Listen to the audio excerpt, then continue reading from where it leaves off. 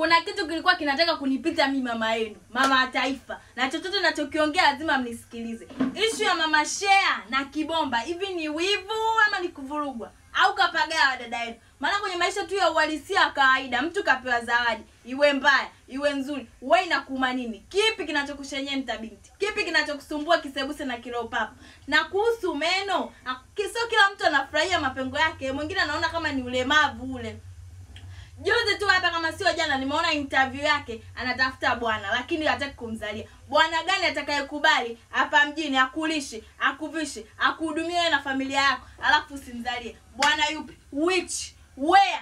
Kwa kama maisha yake ya mahusiano anaona amemshinda, yeye anaona yeye na mahusiano vitu tofauti. Asifuatilie maisha yake. Kama anatafuta trending, anatafuta kiki, atafute kupitia njia nyingine. Mama mwenyewe ule ndio kwanza anajitafuta. Tayari shamvamia. Kiki kumvamia. Vipi? Mwache kila mtu aishi maisha yake, kila mtu ashinde mechi zake. Upo dada, upo binti. Ndio hicho tu nitaka kuambia. Mama taifa hapa kwa 22 kwa 22.